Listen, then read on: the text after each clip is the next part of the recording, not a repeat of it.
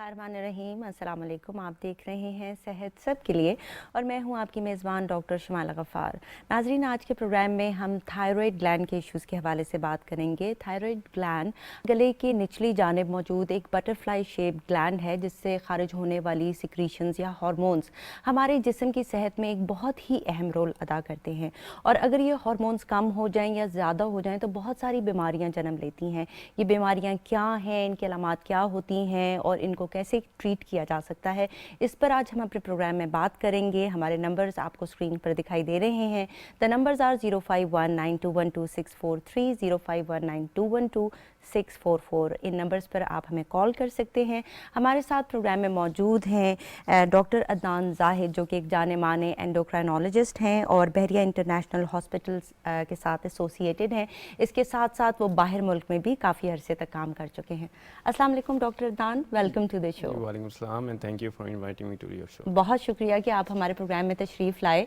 Doctor Adnan, मैं चाहती हूँ कि सबसे पहले आप लोगों को बताएं कि ये जो थायराइड ग्लैंड है, जिसे आम ज़बान में गिल्लड़ कहा जाता है प्रोबेबली, तो इसका फंक्शन क्या है, ये क्या रोल अदा करता है हमारी हेल्थ में? देखिए, थायराइड ग्लैंड जो है, जो कि आपकी नेक में एंटीरियरली एक पड़ा होता है, जिस तरह आपने कहा एक बटरफ्लाई शेप ग्लैंड, तो ये एक बड़ा इंपॉर्टेंट ग्लैंड है और इस तरह से आप कह लें कि एक तरह का पावर हाउस सॉर्ट ऑफ है और ये बॉडी में आपका मेटाबॉलिज्म कंट्रोल करता है, आपका निज़ाम हज़म में इसका बड़ा अहम रोल है। अच्छा। इसके अलावा आप कह लें कि आपके मूड के मेंटेन करने में इसका बड़ा अहम फीचर्स है। ये आपके जो बॉडी में है, जो टेम्परेचर को, जिस्म को ठंडा गर्म करने में और एक टेम्परेचर को रेगुलेट करने में इसका रोल है। इसके अलावा आपका जो एनर्जी लेवल मेंटेन करने में, आपका मेटाबॉलिज्म जिसको हम कहते हैं, जिसकी वजह से आपका अगर वो एक मेंटेन लेवल पे चल रहा हो तो आपका जो वज़न है वो एक स्टैटिक उसमें बैलेंस में रहता है। और इसके अलावा इसमें कुछ ख़वातीन में जो साइकिल्स के उसमें होते हैं, उसकी रेगुलेशन में भी इसका बड़ा अहम रोल है। इसके अलावा आपके मूड में, आपके डे टू डे आपकी जो क्वालिटी ऑफ लाइफ को मेंटेन करने में, bye focusing on your daily activities, तो इसके साथ भी इसके बड़ा अहम इसके एक है रोल। और इसी तरह इसके अलावा आपके जो ओवरऑल अपीयरेंस में कि जिस तरह मैंने अर्ज़ किया कि वज़न को मेंटेन रखने में, इसी तरह आपके स्किन के कैरेक्टरिस्टिक्स को और उसके अलावा आपके हेयर ग्रोथ में और ओवरऑल आपके नेल्स में, हर जिस्म के हर उसमें इसका एक इम्पोर्टेंट वो है और ये अपना पार्ट प्ले करता है थ्रू द थायराइड हार्मोन्स। तो फिर क्या क्या कॉजेज़ हैं जिनकी वजह से हमारा जो थायराइड ग्लैंड है वो काम करना छोड़ देता है? बाज़ औक़ात ये काम करना छोड़ देता है, हार्मोन्स कम हो जाते हैं और बाज़ औक़ात ज़्यादा हो जाते हैं, लेकिन मैं चाहती हूँ कि पहले हम बात करें कि कम क्यों हो जाते हैं। देखिए, जब जो थायराइड ग्लैंड है वो के जो हार्मोन बनाता है, जिसको हम T3 T4 जिस तरह वो कहते हैं, थायरोक्सिन बनाता है बेसिकली। जो इसकी जो जब ये कम काम करता है, जिसको हम अंडर एक्टिव या हाइपोथायराइड कहते हैं, जिसकी वजह से आपके जिस्म में थायरोक्सिन की कमी हो जाती है। जो इसकी मेन वजूहात है, उसमें एक आयोडीन की डेफिशिएंसी बहुत एक अहम वजह है, जो कि ख़ासकर डेवलपिंग वर्ल्ड में इसका एक अहम वो है। इसके अलावा जो वर्ल्ड वाइड जो सबसे कॉमन कॉज है वो है ऑटो इम्यून हाइपोथायराइडिज्म। अच्छा। जिसमें बेसिकली आपके जिस्म में ऐसा कह लें, समझ लें कि कुव्वत मुदाफ़त में कुछ ऐसी तब्दीली हो जाती है, कुछ एंटीबॉडीज़ ऐसी बन जाती हैं जो कि आपके थायराइड के ख़िलाफ़ होती हैं और वो फिर थायराइड को थोड़ा सा इफेक्ट करती है, जिसकी वजह से थायरोक्सिन की प्रोडक्शन कम हो जाती है। बाज़ दफ़ा ट्रांजिएंट भी होता है, वायरल उसके साथ भी होता है कि जिसमें एक इनिशियल फेज़ हाइपर की आती है, फिर हाइपो की भी आती है। क्रॉनिक इन्फेक्शंस एक होते हैं, हशीमोटो थायराइडाइटिस, उसके साथ भी बाज़ दफ़ा फिर क्रॉनिकली आपका जो है थायराइड काम करना कम कर देता है। तो ये मेन वजूहात हैं जिसकी वजह से आपको अंडर एक्टिव थायराइड या हाइपोथायराइड का मसला पेश आता है। डॉक्टर अदनान, लेकिन हम इतने अरसे से सुनते आ रहे हैं कि आयोडीन मिला नमक इसके लिए अच्छा होता है और मैंने देखा है कि नॉर्मली अब लोगों में अवेयरनेस काफ़ी ज़्यादा है, वो इस्तेमाल भी करते हैं आयोडीन मिला नमक, लेकिन उसके बावजूद हाइपोथायरॉयडिज्म की शरह या थायराइड ग्लैंड की जो बीमारी है उसकी शरह बढ़ती जा रही है। तो क्या स्ट्रेस का भी इसमें कोई रोल है? हमारा जो लाइफस्टाइल है उसका कोई रोल है इसमें? आपने बिल्कुल सही कहा कि रिसेंट उसमें काफ़ी ज़्यादा उस पर फोकस किया गया कि आप जो आयोडाइज्ड सॉल्ट है उसका इस्तेमाल करें, बट स्टिल हमारे मुल्क में अभी भी स्पेशली जो हाई एल्टीट्यूड है, जो कि नॉर्दर्न एरियाज़ हैं, वहाँ पे यूजली क्योंकि डेयरी प्रोडक्ट्स या सी फूड्स में आपका बेसिकली आयोडीन एक चीज़ होती है जिससे आपके थायराइड हार्मोन्स, आप कह लें कि उसकी प्रोडक्शन में उसका बड़ा अहम रोल है और वो डेली रिक्वायरमेंट अबाउट 140 माइक्रोग्राम आपकी होती है। तो इसलिए वो कहते हैं कि आयोडाइज सॉल्ट का इस्तेमाल अपनी खाने पकाने में डेली उसमें एक्टिविटी डेली अपने उसमें लाइफस्टाइल में उसको इंक्लूड करें। उसके बावजूद काफ़ी जगहों पे अभी भी आयोडाइज सॉल्ट इस्तेमाल नहीं किया जाता, जिसकी वजह से हमारे उसमें हमारे जो part in this part of the world the iodine deficiency still एक बड़ी अहम वजह है। स्ट्रेस का एज सच उससे कोई इतना ख़ास ताल्लुक नहीं है कि जिसकी वजह से मैं आप समझे कि स्ट्रेस बहुत ज़्यादा हो तो उसकी वजह से आपका थायराइड काम कम करना लग जाए। मेन आपकी जिस तरह मैंने अर्ज़ किया कि ये आयोडीन की डेफिशिएंसी अगेन ख़वातीन में यंग एज में ऑटो इम्यून जो हाइपोथायराइड है, जो कि काफ़ी ज़्यादा एक वर्ल्ड वाइड काफ़ी it's the most common cause, तो वो काफ़ी ज़्यादा है। अब आप उसको लिंक कर लें कि थायराइड के काम करने की वजह से आपको मूड चेंजेस हो रही है, जिसकी वजह से आपको लो मूड और स्ट्रेस का फैक्टर रह रहा है, या आप उसको उसके साथ को रिलेट कर लें कि जी स्ट्रेस हुआ रहा और आपने टेस्टिंग करवाई और उसकी वजह से आपका थायराइड कम काम कर रहा है। तो basically it's an under active thyroid. Thyroxine की कमी की वजह से आपकी मूड लो मूड रहने लगता है, उसके बाद आपकी मूड चेंजेस आती है, तो एट टाइम फिर पेशेंट वो स्ट्रेस और वो उसके साथ प्रेजेंट कर रहा होता है। सही, ठीक ठीक। अच्छा, हमने हाइपोथायरॉयडिज्म की बात कर ली, तो मैं चाहती हूँ कि थोड़ी सी अलामात आप बता दें कि क्या अलामात होती हैं। जिस तरह कि आपने कहा कि चिड़चिड़ापन हो सकता है, तो और कौन कौन सी अलामात हैं जिन पर नज़र रखने की ज़रूरत है, जिससे पेशेंट को पता चले कि ये मुझे देखना है? देखिए, हाइपोथायराइड जिस तरह मैंने बताया कि young females, middle age females में और उनमें सबसे ज़्यादा कॉमन होता है। तो इसका जो सबसे मेन एक होता है जो सिम्टम है, that is the weight gain. कि अक्सर पेशेंट्स आपके साथ प्रेजेंट करता है कि वज़न बढ़ने लग गया है, लो मूड रहने लग गया है, नींद ज़्यादा आने लग गई है, सर्दी का कोल्ड इंटॉलरेंस के सर्दी बहुत ज़्यादा लगने लग गई है। हेयर लॉस के साथ ख़वातीन में आपके साइकिल्स के इश्यूज आ सकते हैं। बाज़ दफ़ा जो आपके मैरिड कपल्स हैं वो फर्टिलिटी के साथ भी इसमें उनकी इवैल्यूएशन में पता चलता है कि they are suffering from this under active hypothyroid. उसके अलावा आपको पाँव पे स्वेलिंग वगैरह हो जाती है। उसके अलावा आपका कह लें कि कॉन्स्टिपेशन के साथ भी पेशेंट आ सकते हैं। तो मुख्तलिफ वो हैं, लेकिन मेन इसका है कि वज़न का बढ़ना और लो मूड रहना, नींद का ज़्यादा आना और कोल्ड इंटॉलरेंस के सर्दी का ज़्यादा लगना। यहाँ पर एक कॉलर है, उनको ले लेते हैं। अस्सलाम वालेकुम। वालेकुम सलाम, मोहम्मद अशरफ रिनालापुर से बात कर रहा हूँ। जी अशरफ साहब। मेरा डॉक्टर साहब से ये सवाल होगा कि मेरी मिसेस को ये थायराइड की प्रॉब्लम है गुज़श्ता कोई 15 साल से। अच्छा। तो वो उनको T3, T4, TSH के टेस्ट जो हैं वो भी हम रेगुलर हर 6 माह बाद वो करवाते रहते हैं। अब उनको डेली जो है वो थायरोक्सिन की 4 गोलियां जो है वो डेली लेना पड़ती हैं। तो क्या, एक तो मेरा ये सवाल है कि क्या ये थायराइड की जो मेडिसिन है ये लाइफ टाइम ही लेना पड़ेगी या इससे कोई निजात भी मिल सकती है? और इसके हवाले से इसके साइड इफेक्ट्स भी होते हैं, जैसे वीकनेस होती है। लेकिन एक बात मैं यहाँ पे बता दूं कि उनको ये, जैसे आपने अभी बात कर रहे थे अपने शो में कि ये गले का गिल्लड़ होता है, लेकिन ऐसा उनको ये प्रॉब्लम नहीं है। ये इब्तदाई स्टेज में पता चल गया था, डायग्नोज हो गया, तो हमने वो ट्रीटमेंट शुरू कर दिया। तो दूसरी बात ये है कि ये मैंने देखा है कि ये बीमारी खवातीन में ये ज्यादा होती है, तो इसकी क्या वजह है? थैंक यू जी, बहुत अच्छे सवालात किए आपने और आपके सवाल के जवाब लेते हैं हम। देखें, इनके कुछ पार्ट्स थे सवाल के, जो फर्स्ट थिंग फर्स्ट के बल्कि इन्होंने वो सवाल किए हैं जो कि मैंने भी रखे हुए थे और आपसे पूछने थे, तो I am glad he asked about that. देखिए, कुछ डिजीजेज हैं जो ओवर पीरियड ऑफ टाइम हमने स्टडी की हैं, उनकी प्रेवलेंस जिसको हम बोलते हैं वो कुछ मेल उसमें जेंडर में ज़्यादा होती है, कुछ फीमेल जेंडर में। तो ख़वातीन में जो ऑटो इम्यून फिनोमेना देखा गया, अक्सर ऑटो इम्यून डिजीजेज जो है उनका पैटर्न वो फीमेल जेंडर में थोड़ा सा ज़्यादा नोट किया गया है। The same applies to this hypothyroid के, और क्योंकि जो हाइपोथायराइड है जिसमें थायराइड कम काम करता है, most of the time it is due to the auto immune phenomena, जिसको हम जिसमें फिर हम एंटीबॉडीज टेस्ट करवाते हैं, और वो यूजली मिडिल एज या यंग फीमेल्स में थोड़ी सी इसकी प्रेवलेंस ज़्यादा देखी गई है। This is the disease pattern, ठीक है। दूसरा इनका जो सवाल था कि जी थायरोक्सिन की ये 4 टैबलेट्स ले रहे हैं, 50 अबाउट 200 माइक्स। तो यूजली एक तो ये है कि जब देखें जो बीमारी है कि थायराइड कम काम कर रहा है, उसको नुकसान पहुंच गया है, उसने थायरोक्सिन कम बनानी है, तो उसका एक ही इलाज है कि आपने उसको थायरोक्सिन की रिप्लेसमेंट करनी है।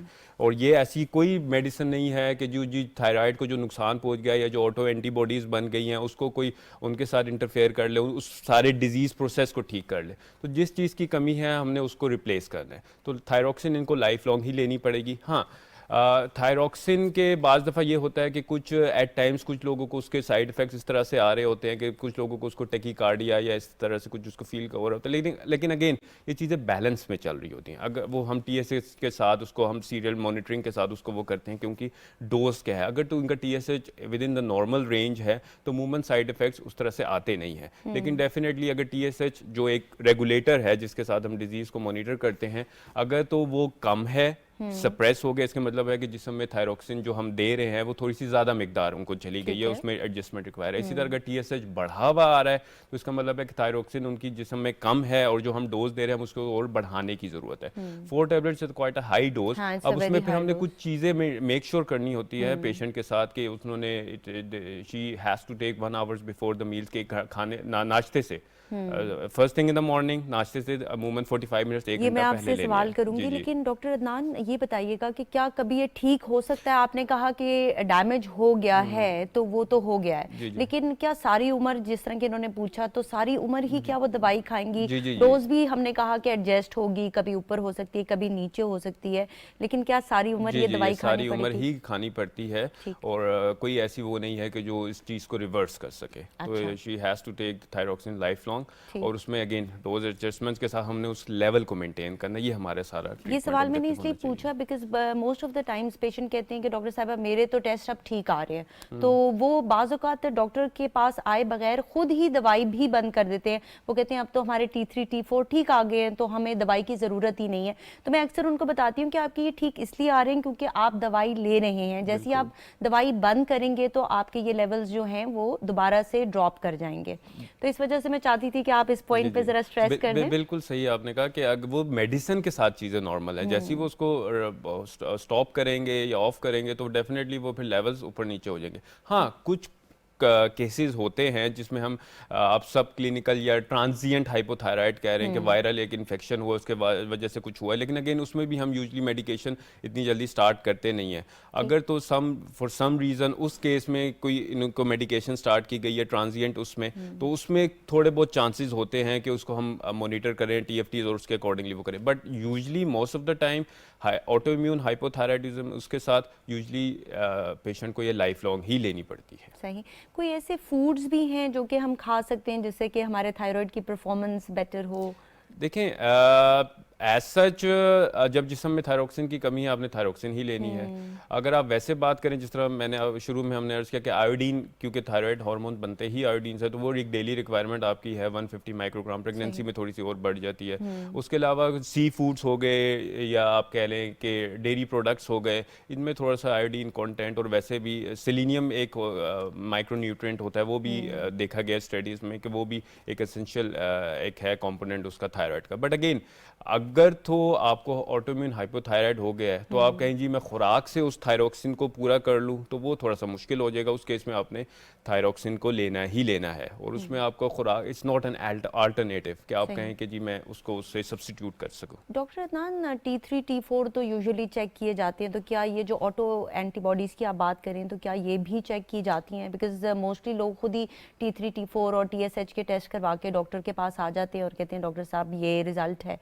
तो क्या हम लोग इन प्रैक्टिस ये चेक करते हैं ऑटो एंटीबॉडीज? देखिए अगेन इसमें भी बड़ा अच्छा सवाल है, ये बड़ा इंपॉर्टेंट है, क्योंकि जब आप एक पेशेंट को लेबल कर रहे हैं ऑटोइम्यून हाइपोथायराइड का, और आप तो उसने लाइफ लॉन्ग उसको आप एक मेडिकेशन स्टार्ट कर रहे हैं, तो डेफिनेटली आपने उसको एक डायग्नोसिस एक देना है ना। और डायग्नोसिस की confirmation like T3 T4 TSH ने उसके पैटर्न ने हमें ये बता दे कि इट्स एन हाइपोथायराइडिज्म, लेकिन उसकी वजह को जानने के लिए आपको definitely you go for the auto antibodies, जिसको हम NT-TPO थायराइड पर ऑक्सीडेज एंटीबॉडीज उसको कहते हैं, और उसके फिर हम टाइटर्स देखते हैं कि वो किस उसमें है। ठीक है, तो उसके लिए आपको शुरू में at the time of diagnosis important कि आप उसको मेक श्योर करें कि ये पेशेंट वाकई ऑटो इम्यून हाइपोथायराइड है या कोई और वजह तो नहीं है जो उसके थायराइड डिसफंक्शन को वो कर रही है। बाज़ दफ़ा कुछ मेडिकेशंस के साथ भी थोड़ा सा इश्यूज़ हो जाते हैं, और बाज़ दफ़ा वायरल इन्फेक्शंस के साथ भी आपका सब क्लिनिकल हाइपो का पैटर्न आ जाता है। तो T3 T4 TSH complete picture को देखना बड़ा ज़रूरी है कि आप पेशेंट को कहें ये हाइपोथायराइड, और then you go for this auto antibody testing to confirm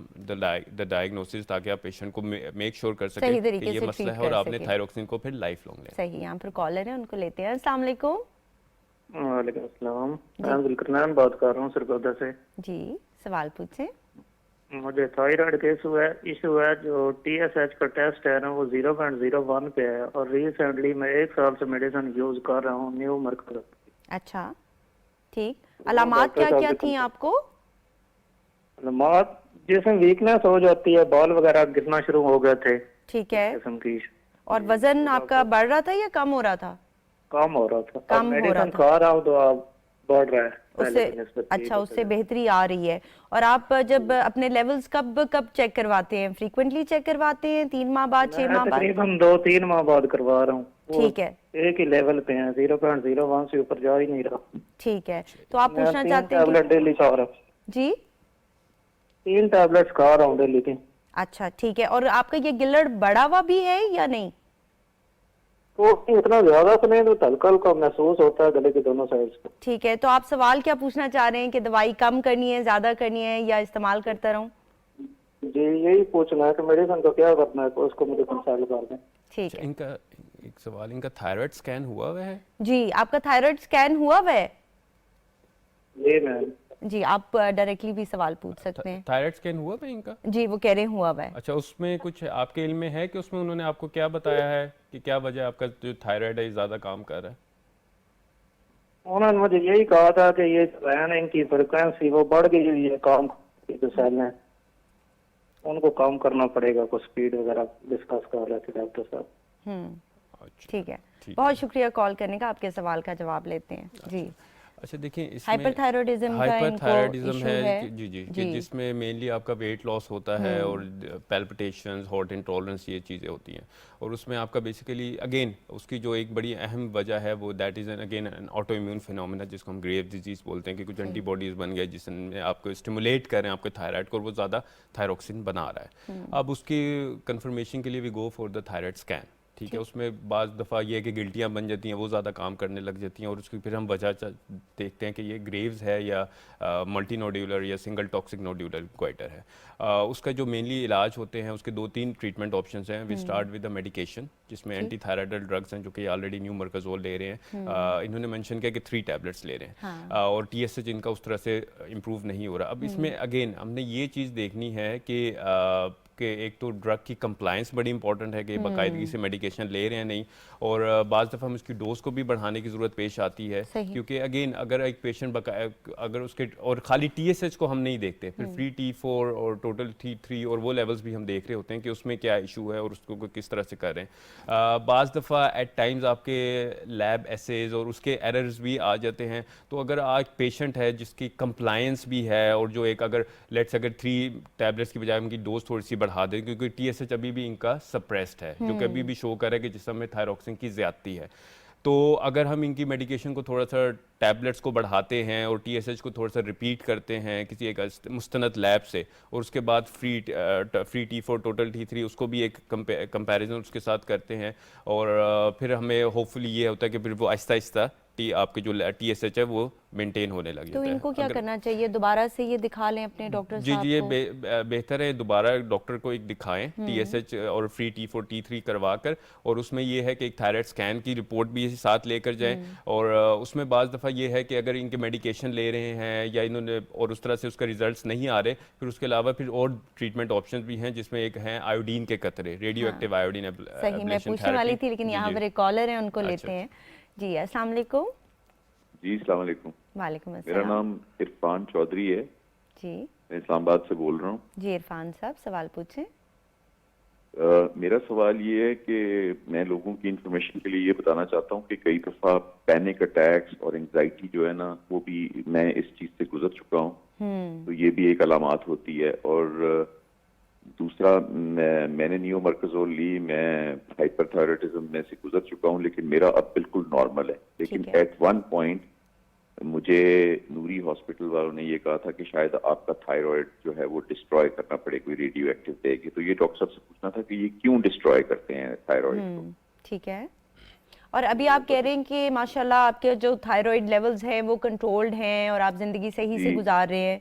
जी, मुझे एक दफा गाड़ी चलाते हुए पैनिक अटैक हुआ था और मैं USA में था, तो मैं वहां गया तो डॉक्टर ने सबसे पहले मेरा T3, T4 और TSH लेवल चेक किया था। ठीक है, सही। तो बड़ा उसने मुझे जी आप अभी भी मेडिकेशन ले रहे हैं न्यूमरकोज़ोल और कितनी डोज में ले रहे नहीं हैं? डॉक्टर साहब, मैंने न्यूमरकोज़ोल ली कोई 6 महीने, उसके बाद मेरा नॉर्मल आ गया तो डॉक्टरों ने वो डिसकंटिन्यू कर दी थी मेरी। उसने कहा कि इट इज फाइन नाउ। जी, जी। लेकिन पाकिस्तान में मुझे नूरी हॉस्पिटल वालों ने कहा था कि हमें शायद आपका थायराइड डिस्ट्रॉय करना पड़े, सही। कोई वो इंजेक्टेबल्स दे के कोई रेडियो एक्टिव जी, करके वो डिस्ट्रॉय, आयोडीन तो के वो कतरे। क्यों डिस्ट्रॉय करना चाह रहे थे और सही। कैसे नॉर्मल हो गया वो? ठीक है, और अभी आप कह रहे हैं कोई अलामात नहीं है आपको? नहीं, मुझे कोई ठीक है। कोई भी अलामत नहीं है, मेरे लेवल्स भी ठीक है। लेवल्स भी ठीक है, ये हम पूछने और वाले। आपका जो ये थायराइड ज़्यादा काम कर रहा था, अगर आपकी नॉलेज में, ये ग्रेव्स डिजीज थी आपकी? कोई नहीं, आंखों में I भी was not- अलामात थी आपको इसके साथ साथ? हल्की सी थी, लेकिन मेरी एक कजन को ग्रेव्स डिजीज है एंड उनकी आंखें बहुत ज्यादा पॉप्ड अप। ठीक है, इस पर हम बात करते हैं। बहुत शुक्रिया आपने कॉल किया और बहुत अच्छा आपका सवाल है जी। इन्होंने रेडियो एक्टिव आयोडीन के बारे में ही पूछा, जो कि हमारा नेक्स्ट पॉइंट था कि रेडियो एक्टिव आयोडीन किन किन पेशेंट्स को दी जाती है और ये किस तरह से थायराइड ग्लैंड को डिस्ट्रॉय किया जाता है और उसका क्या मैकेनिज्म है। अच्छा देखें, जो सबसे कॉमन एक कॉज होती है जिसको हम ग्रेव डिजीज जिसका कह रहे हैं कि ऑटो इम्यून बेसिकली आपका एक पैथोलॉजी चल रही होती है, उसमें हम usually will start with the oral medication और फिर उसमें हम यूजली 12 to 18 मंथ्स में उसका एक कोर्स होता है जो हाई डोज से कर करके हम फिर उसको लो डोज में करके और फिर उसको स्टॉप कर देते हैं। 50% केसेस में वो पेशेंट लाइफ लॉन्ग ठीक रहता है, 50% केसेस में रिलैप्स हो जाते हैं और 1 ईयर में रिलैप्स होने के चांसेस सबसे ज़्यादा होते हैं। उस केसेस में हमें दोबारा फिर जो दूसरी ट्रीटमेंट ऑप्शन है, या तो हम आइदर पेशेंट से डिस्कस करें कि मेडिकेशन ही दें या आयोडीन के कतरे उनको वो पिलाए जाएं। आयोडीन बेसिकली ये है कि वो थायराइड ग्लैंड जो ज़्यादा काम कर रहा होता है वो उसको ट्रैप कर लेता है और वो उसको फिर डिस्ट्रॉय कर रही होती है। तो वो पेशेंट जिनमें मेडिकेशन के असरात उस तरह से नहीं है, अब लकीली इनको तो 6 मंथ्स में जिस तरह वो अर्ज कर रहे हैं कि उन्होंने मेडिकेशन स्टॉप कर दी, लेकिन मैंने जैसे बताया कि 50% पेशेंट्स में वो मेडिकेशन के असरात उस तरह से नहीं आते और जैसे ही वो मेडिकेशन स्टॉप करते हैं तो वो रिलैप्स कर जाता है, अगेन ज़्यादा काम करने लग जाता है। तो उसमें फिर दूसरी ट्रीटमेंट ऑप्शन ये आयोडीन के कतरे हैं। मे बी उस वक्त उनसे उन्होंने डिस्कस किया हो कि ये भी हमारे पास ट्रीटमेंट ऑप्शन है, हम पहले मेडिकेशन टैबलेट्स के साथ जाते हैं, अगर ये दे नॉट वर्क आउट तो फिर हम आपको आयोडीन के कतरे भी as a treatment option consider कर सकते हैं। दूसरा, इसके अलावा जो ज़्यादा थायराइड जो काम ज़्यादा थायराइड जब ज़्यादा काम करता है उसकी एक वजह होती है कि गिल्टियाँ बन जाती हैं। बाज़ दफ़ा एक गिल्टी बन जाती है टॉक्सिक नोड्यूलर गोइटर, या बाज़ दफ़ा 2-3 काफ़ी सारी गिल्टियाँ बन जाती है जिसको हम टॉक्सिक मल्टी नोड्यूलर गोइटर कहते हैं। अगर तो आपकी एज 40 या उससे थोड़ी सी ज़्यादा है और आपका ये नोड्यूलर गोइटर है तो उसमें अगेन जो ये मेडिकेशंस हैं उससे ज़्यादा प्रेफरेबल ट्रीटमेंट है that is this radio active iodine, क्योंकि जो नोड्यूल्स गिल्टियाँ बनी हुई हैं जो ज़्यादा काम कर रही हैं, जब उनको आप आयोडीन के कतरे पिलाते हैं तो वो आयोडीन के कतरे उन ज़्यादा गिल्टियाँ जो काम करी उसको जाके उसको डिस्ट्रॉय कर देती है, जिसकी वजह से वो चीज़ें बैलेंस में आ जाती है। तो ये एक बड़ी अच्छी ट्रीटमेंट ऑप्शन है और again it varies from cause to cause और पेशेंट टू पेशेंट। जिस तरह के डॉक्टर साहब ने आपको बताया कि अगर हाइपोथायरॉयडिज्म होता है जिसमें आपका थायराइड ग्लैंड कम काम करे तो फिर हम आपको थायराइड हार्मोन्स देते हैं क्योंकि उनकी कमी को पूरा करना होता है। इसी तरह जब हाइपरथायरॉयडिज्म होता है तो आपका थायराइड ग्लैंड बहुत ज़्यादा काम कर रहा होता है, बहुत ज़्यादा हार्मोन्स प्रोड्यूस कर रहा होता है और फिर हम रेडियो एक्टिव आयोडीन देकर उस थायराइड ग्लैंड को डिस्ट्रॉय कर देते हैं ताकि बहुत ज़्यादा हार्मोन्स ना बने। यहाँ पर कॉलर है हमारे साथ, उनको लेते हैं। अस्सलाम वालेकुम। जी वालेकुम सलाम। जी, कौन कहाँ से बात कर रहे हैं? जी तलागानी से शेख मोहम्मद यूसुफ बोल रहा हूँ। जी, सवाल पूछें। डॉक्टर साहब से मेरा सवाल है, मुझे 15 साल से तकरीबन मुझे थायराइड का मसला है। ठीक है। तो प्रॉपर पहले दवाई भी खा रहा था, फिर मैंने छोड़ दी, फिर खाई, फिर छोड़ दी, फिर खाई, बस ये मेरे साथ मसला बना हुआ है। दवाई खा नहीं सकता। एक तो डॉक्टर साहब ने मुझे मरकजोल बताया हुआ है, 3-4 गोलियां मरकजोल खा रहा था, फिर उन्होंने फिर मुझे बोला दो ले ले। फिर मुझे वो नूरी में कतरे के लिए बोला है, भाई नूरी में जाए कतरे पीने के लिए चले जाएं, वो आप ठीक हो जाएंगे। तो वहां मैं एक दफा अपना गया जनाब, डॉक्टर साहब ने बोला, मुझे फिर टाइम दिया तो साहब जी बता रहे थे भाई आपको तकरीबन 15 दिन आइसोलेशन और करना पड़ेगा, एक कमरे में बंद होना पड़ेगा ताकि कोई बच्चा भी आपको ना देख सके, कोई ऐसा ना कर सके। तो हमारे घर में छोटे छोटे बच्चे हैं तो इसलिए मैंने कतरे नहीं पी, लेकिन मैं दवाई फिर छोड़ दी मैंने। ठीक। मुझे सांस का मसला बन रहा है, मेरे साथ बहुत ज्यादा प्रॉब्लम है सांस की। ठीक है। तो एक कदम ही चलता हूँ तो सांस चल जाती है, तो मैं बस घर में आराम करता हूँ। तो आप पूछना चाह रहे हैं कि अब आप क्या करें, क्योंकि आपने जिस तरह से कहा कि कंप्लायंस अच्छी नहीं है, आप दवाइयाँ इस्तेमाल नहीं कर सके, फिर रेडियो एक्टिव आयोडीन का भी प्रॉब्लम है, तो सर्जरी की भी ऑप्शन दी है उन्होंने आपको या नहीं? नहीं, सर्जरी की नहीं ऑप्शन दी। अच्छा, उन्होंने नहीं दी है। ठीक है, तो आप पूछना चाह रहे हैं कि क्या अदर ऑप्शन हैं आपके पास राइट? हालांकि गले में कोई गिल्टी वगैरह नहीं है, सामने कोई चीज ठीक नहीं है। है। अलामात क्या प्लेन है। क्या आ रही हैं आपको इसके साथ? आपने कहा अंदर सांस से- लेने में अंदर से प्रॉब्लम है, और भी कुछ सांस मसला है? वजन का कम सांस लेने में प्रॉब्लम है। ठीक है, और वजन भी कम हो रहा है?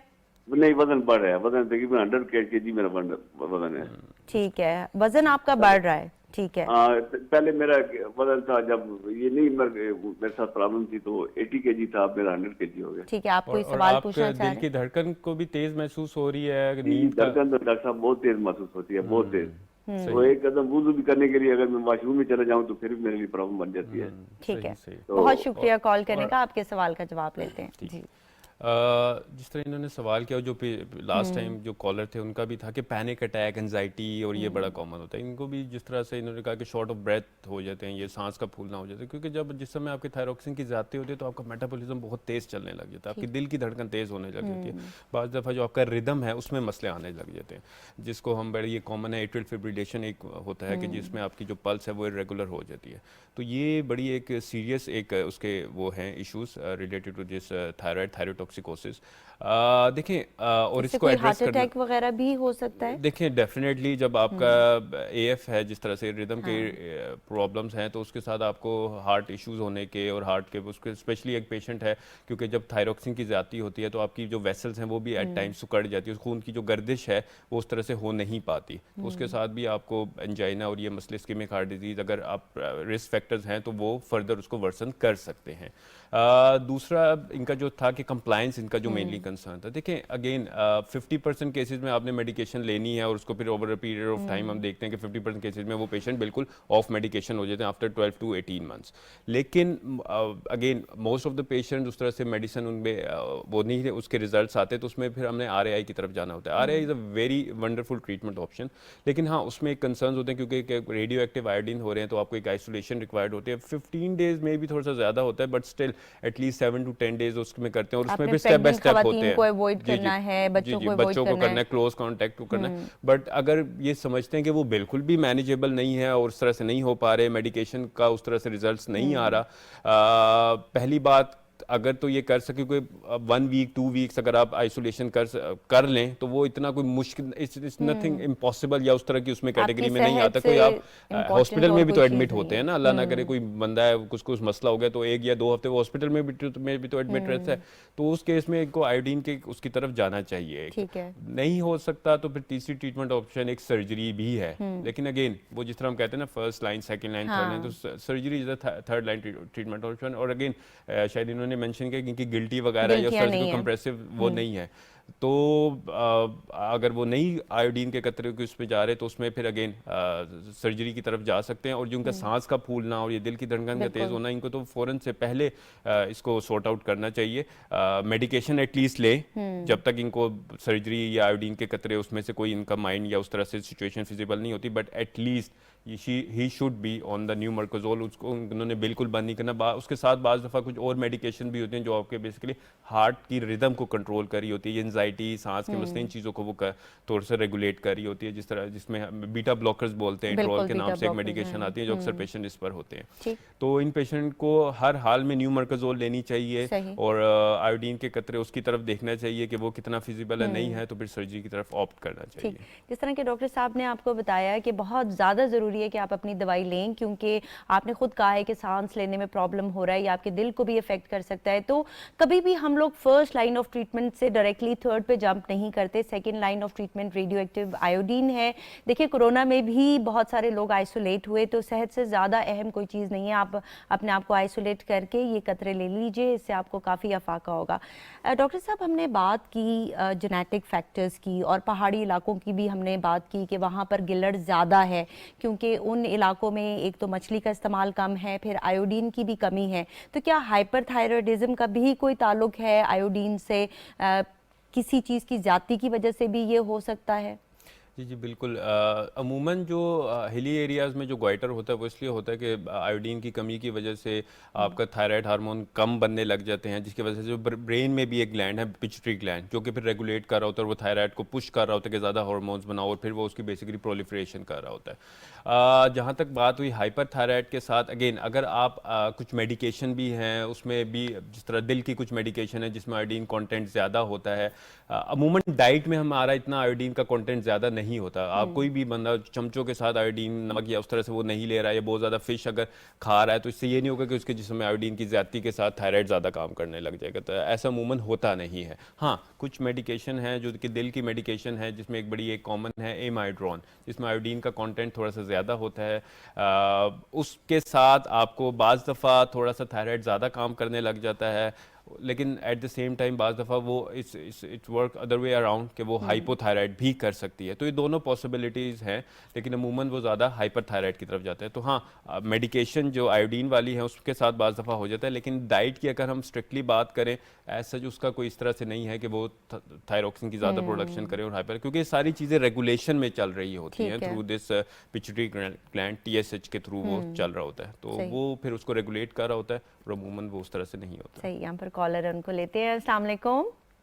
जी वालेकुम अस्सलाम, मैं तसव्वुर हुसैन शाह बोल रहा हूँ सरगोदा से। जी, सवाल पूछे। मेरी मिसेज को है ये, एक तो हाइपर है ना, तो हाइपो है जिसमें लेवल कम हो जाता है, और वो ट्रीटमेंट भी कर रही है, तो उसमें सारे उसको जिस्म में ना बहुत ज्यादा पेन होती है। अच्छा। तो डॉक्टर साहब से पूछना है क्या ये जो जिस्म में बाकी पेन है ये इसी वजह से है? वो हाइपो, ये जो मेडिसिन एक ही यूज करनी है, एक 2-3 किस्म के कोई डॉक्टर ने टेस्ट भी करवाए हैं, वो FG1, 2, 3 इस तरह। इनका TSH आपका नॉर्मल है, या उसकी लास्ट टाइम कब हुआ था, उसकी क्या वैल्यूज़ हैं अगर आपके इल्म में हो? वैल्यूज एग्जैक्ट तो नहीं पता, लेकिन लेवल कम है। अच्छा, ठीक है, यानी वो दवाई जो ले रही हैं तो उससे अभी तक लेवल्स कंट्रोल नहीं हो सके, आप ये कह रहे हैं? जी, वो नहीं हो रहा। थायराइडिज्म इस तरह की मेडिसिन भी वो यूज करवा रहे हैं अभी। थायरोक्सिन ले रहे हैं आप? थायरोक्सिन ले। जी जी जी जी। और वो आप डेली लेते हैं, नाश्ते से 1 घंटा पहले ले रहे हैं? हाँ जी, डेली एक टैबलेट नाश्ते से 1 घंटा पहले। ठीक है, और उसके साथ अमूमन कोई आपको इनको मैदे का मसला तो नहीं है, या कोई मल्टीविटामिन उसके साथ तो नहीं ले लेते? नहीं, वो मेडिसिन यूज नहीं हो रही था। ठीक है, सही है, ठीक है, बहुत शुक्रिया आपने कॉल किया। आपके सवाल का जवाब लेते हैं। डॉक्टर अदनान, ये बहुत अच्छा सवाल था। मैं चाहती हूँ कि आप बताएं कि थायरोक्सिन को सही लेने का तरीका क्या है, क्योंकि बहुत दफ़ा देखा ये गया है कि पेशेंट दवाई ले रहा होता है लेकिन सही तरीके से नहीं ले रहा होता, जिसकी वजह से उसकी अलामात जो हैं वो ठीक नहीं हो रही होती। तो फिर क्या करना चाहिए, किस तरह से दवाई लेनी चाहिए, और फिर हम डिस्कस करेंगे कि दवाई के साथ क्या खाना चाहिए और क्या नहीं खाना चाहिए। एक तो दवाई डेली लेनी चाहिए, first thing in the morning, कि जैसे आप उठे हैं, यू जस्ट, बाद दफ़ा हम कहते हैं कि टूथब्रश ब्रश करने से पहले आप अपनी मेडिसिन ले लें, ठीक है, और इसमें और आपके नाश्ते में एटलीस्ट 45 मिनट या 1 घंटे का गैप होना चाहिए, ठीक है। दूसरा ये है कि अगर आप कुछ मेडिकेशंस हैं, अमूमन जो मल्टीविटामिन्स वगैरह हैं, कैल्शियम के, विटामिन डी के और दूसरे मल्टीविटामिन्स हैं, उसमें और थायरोक्सिन में अमूमन 4 आवर्स का एटलीस्ट गैप होना चाहिए, ताकि वो उसकी बेसिकली ये इसलिए सारी हम प्रैक्टिस करते हैं कि उसकी एब्जॉर्प्शन को हम मैक्सिमाइज़ करें, ताकि वो सारी की सारी जितनी हम थायरोक्सिन ले रहे हैं वो मैदे से मैक्सिमम एब्जॉर्ब हो जाए। अच्छा, इसके बावजूद भी कुछ लोगों के जो हैं कि वो हाई डोज पर भी, ये पेशेंट तो अभी जहाँ तक इन्होंने बताया कि अभी 1 टैबलेट ही ले रहे हैं, तो डेफिनेटली इनके केस में तो इनकी मेडिकेशन को ज़्यादा होने की ज़रूरत है।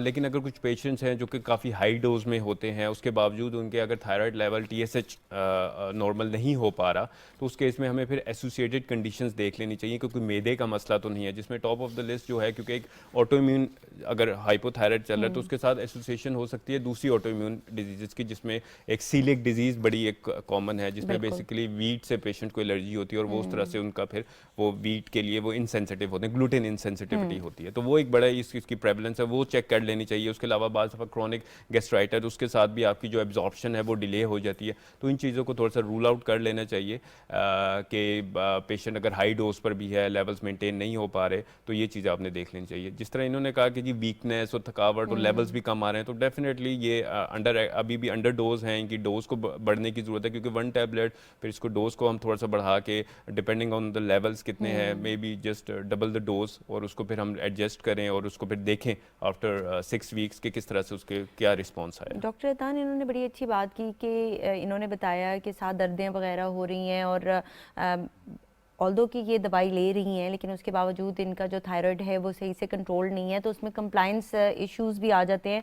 और आपने ये बड़ी अच्छी बात की कि उठते साथ ही कोशिश करें कि सबसे पहली चीज़ जो है वो दवाई ले लें। इस पर मज़ीद बात करेंगे, लेकिन यहाँ पर कॉलर है हमारे साथ। अस्सलाम वालेकुम। अस्सलाम वालेकुम। वालेकुम अस्सलाम। कौन कहाँ से बात कर रहे हैं? फतेह मोहम्मद बोल रहा हूँ कराची से जी। मेरा 3-4 साल से तकरीबन थायराइड है। अभी कल ही टेस्ट करवाया, थायराइड TSH तो 3.8 है। ठीक है। तो वो जिस्म में बहुत ज्यादा मतलब ये थकावट सी महसूस होती है। तो डॉक्टर साहब से ये मालूम करना था कि इसके थकावट का या कोई मैदे का या दिल की धड़कन से भी इससे तल्लक है या नहीं। हालांकि दिल के मैंने टेस्ट करवाए हैं, इको भी करवाया, ECG भी करवाई, दिल के वॉल भी चेक करवाया, सब कुछ सही है। तो ये डॉक्टर साहब से मालूम करना था कि थकावट भी इससे होती है या इसकी वजह से ये दिल की धड़कन का या इसका मैदे का तल्लक है, इससे तो पूछना था डॉक्टर साहब। ठीक है, ये बताइएगा कि वजन आपका कितना है? हाँ, वजन तो मेरा बढ़ गया, 85 है। अभी मैं प्रोडक्शन ले रहा हूँ, आधी लेता हूँ। अभी कल टेस्ट जो करवाया 3.8 है। ठीक है, ठीक है। 25 हाँ, 25 माइक्रोग्राम ले रहे हैं, आधी गोली ये ले रहे हैं। किसी डॉक्टर को आप बाकायदगी से दिखा रहे हैं? ये लेवल्स कोई मॉनिटर कर रहा है? 3 महीने से दिखा रहा हूँ, अभी दिखाना है, कल ही टेस्ट करवाया। 3.8 है। जी जी। और ठीक है। जब आपको डायग्नोज हुआ था, शुरू में पता चला था, तो उस वक्त आपके लेवल्स क्या थे और साथ उन्होंने एंटीबॉडी टेस्टिंग वगैरह कुछ हुई थी आपकी? उस टाइम सारे टेस्ट करवाए थे, लेकिन अभी वो याद नहीं है उस टाइम। लेकिन उस टाइम 4 प्रोडक्शन लेता था, फिर 4 पे आते आते अभी आधी प्रोडक्शन पे आ जाऊँ। अच्छा, तो ये आधी आपने खुद से कर दी है या डॉक्टर ने आपको कहा? डॉक्टर ने बोला है कि आधी ना। अभी जो 3.8 करवाया तो ये अभी दिखाना है, ये कल ही करवाया था। ठीक है, तो आपकी अलामात कंट्रोल्ड थी, इस वजह से डॉक्टर ने आपकी डोज कम कर दी? जी जी जी, वो तो टेस्ट देख के उन्होंने डोज कम की। लेकिन उस दौरान आपके जो टेस्ट तो चले नॉर्मल हो गए, आपकी अलामात में भी बेहतरी आई थी जो आपकी इतनी कम डोज कर दी? क्योंकि ये आपकी डोज काफी कम है और आपके वजन के हिसाब से आपकी डोज थोड़ी सी ज्यादा बनती है। जी जी जी, अलामात उस टाइम बिल्कुल सही थी। अभी छुट्टी वाले दिन जो हफ्ते इतवार होते हैं ना, उस दिन कभी न कभी थोड़ी सी दिल की धड़कन तेज हो जाती है उठने बैठने में बस। अच्छा, हालांकि दिल के टेस्ट सारे ठीक है। जी, इसके अलावा कोई और आप मेडिकेशन तो नहीं ले रहे फॉर एनी अदर रीजन? और एक इस वाली 5 mg वाली ब्लड प्रेशर की लेता हूँ जी रोजाना, बस नाश्ते के बाद। अच्छा, ठीक है, ठीक है। बहुत शुक्रिया कॉल करने का। जी। अगेन ये थोड़ा सा अनयूजुअल होता है कि अमूमन 25 is a very low dose, और उसके साथ डेफिनेटली फिर वीकनेस और ये मसले होते हैं, क्योंकि कीपिंग इन माइंड कि उनको 4 टैबलेट से स्टार्ट किया था जिस तरह, और अब फिर 25 पर आ गए। अगेन जिस तरह मैंने कहा कि बाज़ दफ़ा आपका जो TSH है ना, वो खाली आपने दोनों चीज़ों का, आपने खाली लैब्स को नहीं देखना होता, आपने पेशेंट्स को भी देखना होता है। जिस तरह पेशेंट कह रहे हैं कि जब उस डोज पे था रिलेटिवली तो ही वॉज मच बेटर, जब से इस डोज पर आया हूँ तो क्लिनिकली वही वीकनेस और वही लिथार्जी और इस तरह से होता है। और जब थकन होती है तो एट टाइम आपको फटीग्ड हो जाती है, उसकी वजह से फिर आपको सांस का फूलना, ये मसले भी हो जाते हैं। तो डेफिनेटली आपके जिस्म में अगर थायरोक्सिन की ज़्यादती हो या कमी हो, इनके केस में कमी है, तो वो आपके दिल को भी अफेक्ट करती है, आपके फिर इसी तरह लिथार्जी और वीकनेस के साथ आपको सांस का चढ़ना, सांस का फूलना, वजन का बढ़ना, ये सारे मसले उसके साथ हो जाते हैं। बाज़ दफ़ा जब आपके जिस्म में थायरोक्सिन की कमी होती है, इवन दो ठीक है इन्होंने लैब्स कही हैं कि वो हैं, but again it's a very low dose और इनके लिए अनयूजुअल है थोड़ा सा। तो जब जिस्म में इनके जिस तरह अगर थायरोक्सिन की कमी होगी तो उसके साथ फिर बाज़ दफ़ा फिर ओवर पीरियड ऑफ टाइम पानी जमा होने लग जाता है। वो आपके फिर बाज़ दफ़ा दिल में भी होने लग जाता है और आपके टांगों में भी होने लग जाता है, फेफड़ों में होने लगता है, बट वो थोड़े से सीवियर केसेस होते हैं। इन्होंने अर्ज़ किया कि इको वगैरह वो सारी चीज़ें नॉर्मल है, तो इनके लिए तो अनलाइकली है कि ऐसा इनके केस में हो। बट अगेन इनके लिए जो ज़्यादा ये लग रहा है कि इनकी he should be on the higher dose, थोड़ी सी इनको डोज बढ़ाने की ज़रूरत है। खाली लैब को आप वो ना करें, स्टिल ठीक है वो रेफरेंस रेंज में, but still in the high normal range 3.8, तो हम उसको थोड़ा सा लेवल को और बढ़ा के और उसको फिर मॉनिटर कर सकते हैं। और अगर इनका थोड़ा सा हम थायरोक्सिन की डोज को बढ़ाते हैं, क्लिनिकली में बेहतरी होती है, तो फिर वो एक स्टेबल डोज पे पेशेंट को रखना चाहिए। बहुत ज़्यादा वेरिएशंस भी नहीं करनी चाहिए कि स्टार्ट 4 टैबलेट से किया और अब आधी टैबलेट्स पर आ गए हैं, और अगर सारे टेस्ट शुरू में हुए हैं, इनको ऑटो इम्यून उसके साथ चल रहा है, तो एटलीस्ट इनकी जो डोज है उसको देखने की ज़रूरत है, उसको थोड़ा सा बढ़ाने की ज़रूरत है। बिल्कुल, ये बड़ा इंपॉर्टेंट पॉइंट है कि अगर पेशेंट क्लिनिकली बेहतर फील नहीं कर रहा है, चाहे उसके लैब्स जो हैं वो ठीक भी आ रही हैं, तो भी जो डोज है उसको एडजस्ट करने की ज़रूरत है। और मैंने बहुत दफ़ा ये देखा है कि पेशेंट जो है वो लैब वैल्यूज़ पर ही फोकस कर रहा होता है कि डॉक्टर साहब मेरे तो लैब वैल्यूज़ ठीक आ रहे हैं, तो फिर मुझे अलामात क्यों आ रही हैं। तो अच्छा डॉक्टर वही होता है जो कि लैब्स को भी देखे और क्लिनिकली भी पेशेंट को देखे, और इनको ज़रूरत है कि ये अपने डॉक्टर के पास जाएँ और अपनी जो दवाई है वो एडजस्ट करवा लें। यहाँ पर कॉलर है हमारे साथ। अस्सलाम वालेकुम। अस्सलाम वालेकुम जी, आपको हमारी आवाज़ आ रही है? जी, कॉल ड्रॉप हो गई है। Back to our discussion. जिस तरह की हम बात कर रहे थे कि हाइपरथायरॉयडिज्म में रेडियो एक्टिव आयोडीन है, सर्जरी भी एक ऑप्शन है, तो आप मुझे ये बताइएगा कि सर्जरी किन केसेस में की जाती है, इसकी क्या क्या इंडिकेशंस हैं, कब की जाती है, और क्या इसके कोई साइड इफ़ेक्ट्स भी होते हैं?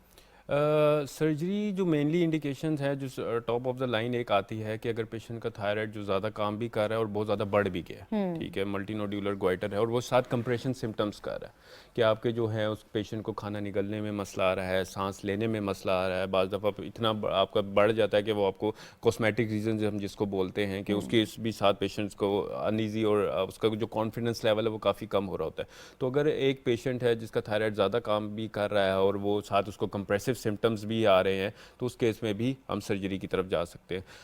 बाज़ दफ़ा प्रेगनेंसी के दौरान अगर आपका थायराइड ज़्यादा काम कर रहा है और मेडिकेशन उस तरह से रिजल्ट्स आ नहीं रही और सीवियरली पेशेंट वो उसके साथ है, उस प्रेगनेंसी के दौरान आपका कॉन्ट्राइंडिकेशन है या कोई और कंडीशन है जिसमें आपकी आयोडीन की कॉन्ट्राइंडिकेशन है और मेडिकेशन पे उस तरह के इफेक्ट्स नहीं आ रहे और रेजिस्टेंस चल रही है और उस तरह से उसका वो नहीं आ रहा रिजल्ट्स, तो उस केस में भी आप सर्जरी को ऑप्ट कर सकते हैं। सही, यहाँ पर कॉलर है, उनको ले लेते हैं और फिर मजीद इस पर बात करेंगे। अस्सलाम वालेकुम।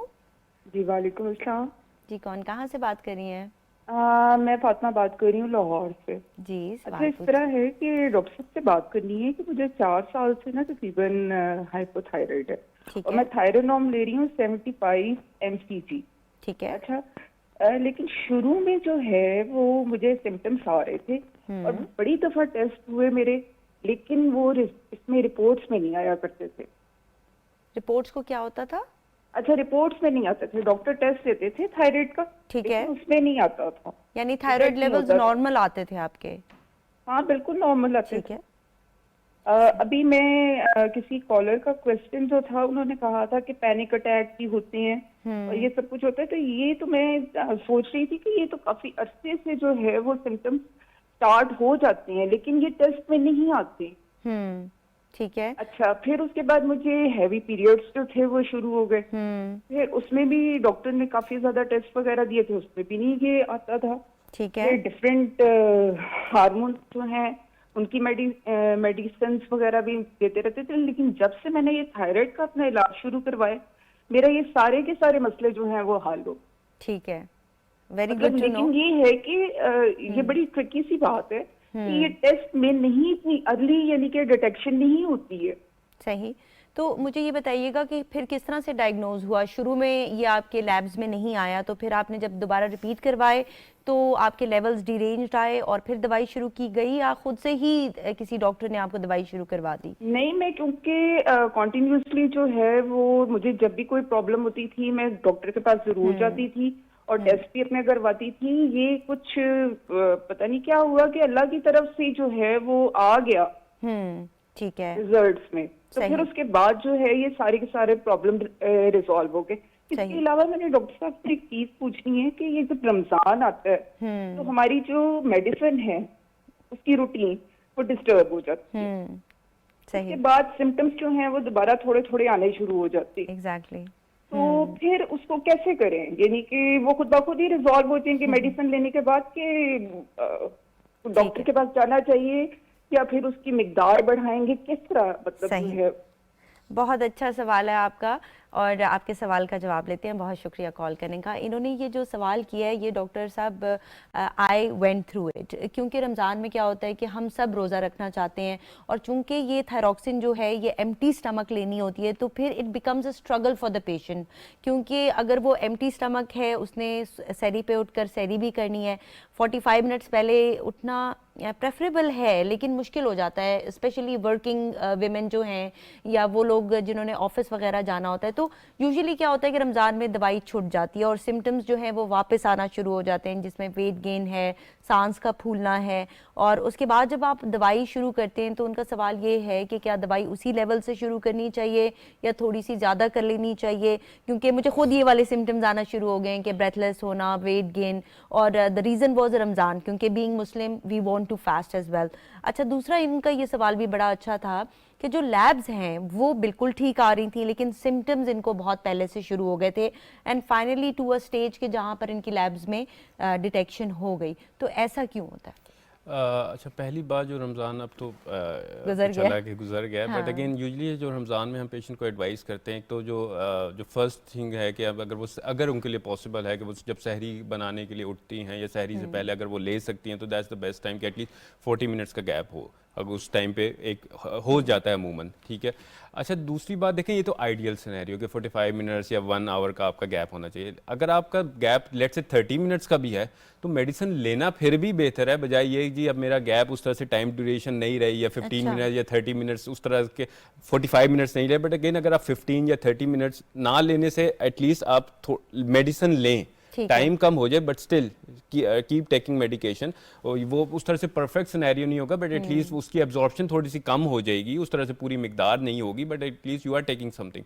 दूसरा उसमें सिनेरियो ये होता है कि अमूमन पैटर्न जिस तरह से होता है कि आप अफ्तारी करते हैं, अमूमन उसके साथ ही कुछ खा लेते हैं, आपका डिनर उस तरह से होता नहीं है और फिर जब आप रात को लेटते हैं या सोने के लिए तो उस दरम्यान में 3-4 घंटे का भी अगर आपका उस टाइम पे अगर गैप आ जाए तो उस टाइम पर भी आप अपनी थायरॉक्सिन रात को सोते वक्त भी ले सकते हैं। अगर आपने अफ्तारी की है और आपका खाने में, अफ्तारी में और रात के लेटने में अगर 3-4 घंटे का गैप है तो वो भी एक अल्टरनेट ऑप्शन है जिसमें आप वो ले सकते हैं। यहाँ पर हमारे लास्ट कॉलर हैं, उनको जल्दी से ले लेते हैं। जी, अस्सलाम वालेकुम। वालेकुम सलाम जी, कौन कहाँ से? मैं रिजवान बात कर रहा हूँ लाहौर से। जी रिजवान साहब। मेरी मिसेस को हाइपरथायराइडिज्म है, तकरीबन 3-4 साल हो गए हैं। तो पहले तो उसके लेवल काफी बढ़ गए थे लेकिन अब काफी अरसे से ना लेवल बिल्कुल रेंज में है। ठीक है। तो अब लेकिन उनका ना अब वजन थोड़ा सा बढ़ना शुरू हुआ है और पाँव भी सूजन उसकी होती रहती है ना, सूजन में है थोड़ी सी। यानी लेवल्स ठीक आ रहे हैं लेकिन अभी भी अलामात हैं। और ये यानी कि उसका वजन यानी क्या ये हो सकता है कि ये हाइपो की तरफ जा रहा है, हाइपोथायराइडिज्म की तरफ। ठीक है। अच्छा, अभी आप कितनी मेडिकेशन, कितनी टैबलेट्स ले रहे हैं? न्यूमरकाजोल 1 टैबलेट ले रहे हैं सुबह। ठीक है। और आपने अपने लेवल्स करवाए हैं TSH रिसेंट? अभी 1 महीना पहले करवाए थे। फ्री T4 और TSH हम करवा रहे हैं मुसलसल काफी अरसे से ना, तो वो सही रेंज में आ रहे हैं, 3 तकरीबन साल से रेंज में आ रहे हैं। सही, ठीक है। चलें, बहुत शुक्रिया कॉल करने का। अच्छा, आपके सवाल का जवाब लेते हैं। जी, हमारे पास टाइम की कमी है तो आप शॉर्ट आंसर उसमें ये है कि अमूमन ना आपने इतनी 3-4 साल तक उसकी इतनी ट्रीटमेंट आप उसको प्रोलॉन्ग करते नहीं है।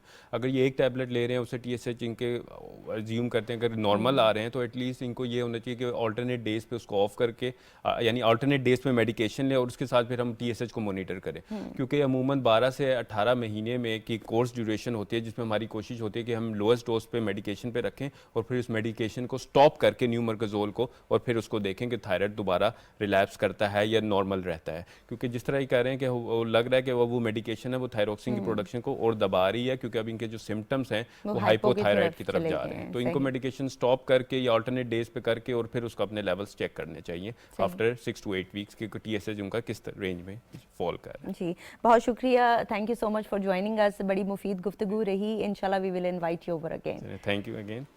जी नाजरीन, प्रोग्राम आपने देखा, उम्मीद है कि आपको पसंद आया होगा। जिस तरह कि हमने अपने प्रोग्राम में डिस्कस किया, थायराइड ग्लैंड की कमी या ज़्यादती आपके पूरे जिस्म पर असरअंदाज होती है। इसके बहुत सारे सिम्टम्स हैं। थायराइड ग्लैंड की कमी से आपकी याददाश्त की कमज़ोरी हो सकती है, बाल गिर सकते हैं, स्किन ड्राई हो सकती है, वेट गेन, वेट लॉस हो सकता है, ख़वातीन में साइकिल्स भी इफेक्ट हो सकती हैं, इवन यहाँ तक कि इनफर्टिलिटी भी हो सकती है।